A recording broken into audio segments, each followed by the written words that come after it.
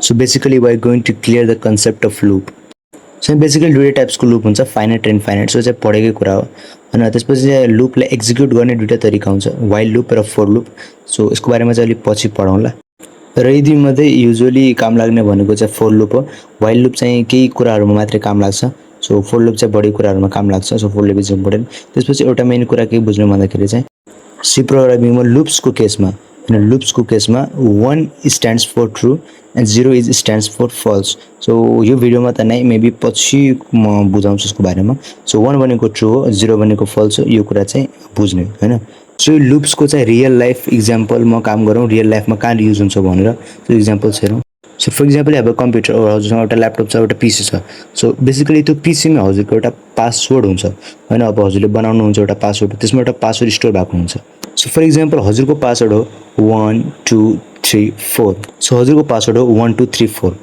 So हजुरले computer खोल्ने बित्तिकै त्यहाँ आउँछ एउटा पासवर्ड भनेर आउँछ. सो त्यो पासवर्ड भन्ने अप्सन आउँछ र इफ हजुरको सिस्टममा त्यो पासवर्ड 1 2 3 4 भनेर स्टोर भएको छ, बिकज हजुरले अलरेडी पासवर्ड क्रिएट गर्नुहुन्छ आफ्नो पिसीमा. हजुरले जब नयाँ पिसी किन्नुहुन्छ त्यति बेला त्यसमा पासवर्ड सेट गर्नुहुन्छ र हजुर फर इक्जाम्पल हजुरले केही पनि पासवर्ड सेट गर्नुभयो, हजुर त्यो पासवर्ड सेट गर्नुभयो 1 2 3 4. सो त्यो हजुरको सिस्टममा गएर त्यो डेटाबेसमा चाहिँ त्यो स्टोर भएको हुन्छ. सो त्यसपछि हजुरले फेरि कम्प्युटर स्टार्ट गर्नुहुन्छ र त्यहाँ चाहिँ पासवर्ड भन्ने आउँछ. सो त्यसपछि चाहिँ हजुरले पासवर्ड राख्नु भएको छ आफ्नो 1 2 3 4 भन्ने हजुरले पासवर्ड राख्नु भएको छ र युजरले लेख्यो 1 2 3 लेख्यो. सो यदि हजुर त्यो 1 2 3 लेख्यो भनेपछि त्यहाँ एउटा रङ पासवर्ड भन्ने आउँछ र त्यो जुन पासवर्ड भन्ने छ त्यो फेरि चल्छ क्या. त्यो पासवर्ड भन्ने त्यो फेरि आउँछ.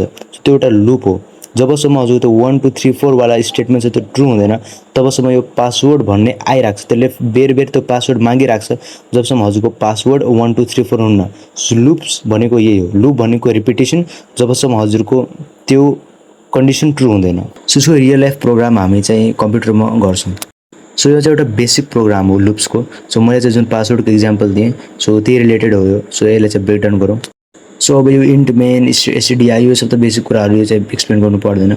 सो यहाँ चाहिँ हजुरले एउटा नयाँ चिज पढ्नुहुन्छ 4 भन्ने. सो भेरिएबल डिक्लेरेसन हुन्छ, इन्ट फ्लोट, सो यस्तो कुराहरू हुन्छ. सो 4 पनि एउटा त्यस्तै टाइपको. सो अहिले चाहिँ हामी यसको बारेमा बुझ्छौँ. सो हामीले इन्ट भन्ने भेरिएबलको बारेमा पढेको थियौँ. सो इन्ट भन्नेले चाहिँ के गर्छ, पर्सेन्ट डी चाहिँ यसको भेरिएबल डिक्लेरेसन सिम्बल हो र यसले चाहिँ ऱ्याममा गएर त्यो मेमोरीलाई ऱ्याममा गएर स्टोर गर्छ. सो त्यसपछि 4 भनेको पनि अलमोस्ट सिमिलर कुरा हो. सो 4ले पनि भेरिएबललाई आफ्नोमा स्टोर गर्छ. यति बुझ्नु, यो पनि हजुरको फ्लोट र इन्ट जस्तै हो. सो 4ले पनि डिक्लेयर गर्छ.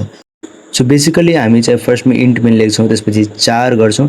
4 पनि एउटा त्यो भेरिएबल डिक्लेरेसन हो. त्यसपछि 4 गरेर हामी एउटा पास भनेको भेरिएबल हो, जस्तो कि एबिसिडी भेरिएबल केही पनि हुनसक्छ. सो त्यो चाहिँ ठुलो कुरा होइन, हजुर पासवर्ड पनि लेख्न सक्नुहुन्छ.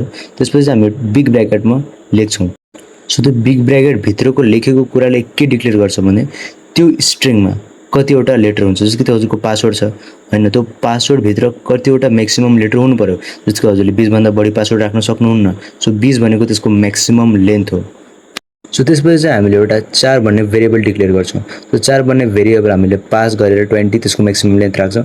त्यसपछि प्रिन्ट एफ राख्छौँ. सो हाम्रो युजरले हाम्रो प्रोग्राम युज गर्छ. त्यसपछि त्यसको इन्टर पासवर्ड भन्ने आउँछ. सो हामी %s को युज गर्छौँ त्यो 4सँग त्यसको एड्रेसलाई लिङ्क गर्नको लागि, त्यसलाई जोड्नको लागि. सो त्यसमा चाहिँ एड्रेस त्यो एन्डको सिम्बल दिनु पर्दैन in case of this 4. So चाहिँ कुरा बुझ्ने. सो त्यसपछि अर्को सबभन्दा मेन इम्पोर्टेन्ट कुरा के आउँछ भनेदेखि यो स्ट्याम्प STRCMP भन्ने आउँछ यो. सो यो चाहिँ यसले चाहिँ सिम्पली त्यो बुझ्नेले के गर्छ, दुईवटा स्ट्रिङलाई जोड्छ. जुन स्क्यान अफ छ र जुन 4 भन्ने छ, यो दुईवटा स्ट्रिङलाई यसले जोड्ने काम गर्छ. सो हजुरले त्यो पहिला हजुरले यसले चाहिँ अलमोस्ट रट्टा नै गर्नुपर्छ यो लाइनलाई. सो स्ट्याम्प लेख्ने, पास गरेर कम गर्ने. सो त्यो यदि त्यो पास 1 2 3 4 भयो भने इज डबल इक्वल्स टु 0. यदि त्यो पास 1 2 3 4 भएर डबल इक्वल टु 0 भयो भने सो त्यहाँ चाहिँ प्रिन्ट एफ एक्सेस ग्यारेन्टिड भएर र एल्स भनेको यदि 1 2 3 4 अलावा त्यसले केही पनि पासवर्ड हाल्यो भने रङ पासवर्ड भनेर आउँछ. त्यसपछि बुझ्नुपर्ने मेन कुरा यो स्ट्याम्पको बारेमा के. सो यसले चाहिँ त्यही हो कि यसले त्यो दुईवटा भेरिएबललाई जोड्छ र त्यहाँ चाहिँ हामीले एउटा पासवर्ड बनाउँछौँ. सो त्यो पास 1 2 3 4 सँग इक्वल छ भने एक्सेस ग्यारेन्टिड. यदि इक्वल छैन भने 1 2 3 4 अलावा केही पनि हाल्यो भने त्यसपछि रङ पासवर्ड भनेर आउँछ. सो सबभन्दा मेन इम्पोर्टेन्ट भनेको चाहिँ स्ट्याम्प होला.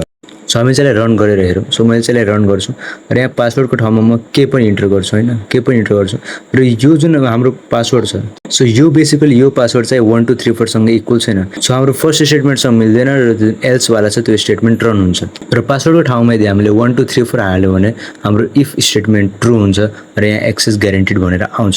सो यो चाहिँ एउटा रियल लाइफ इक्जाम्पल थियो लुप्सको। So if you not understanding some points, sorry, because म चाहिँ एक्सप्लेनेसन त्यति गरिरहेको हुँदैन। सो एक्सप्लेनेसन गर्न मैले कति प्रब्लम आउन सक्छ शिवले तर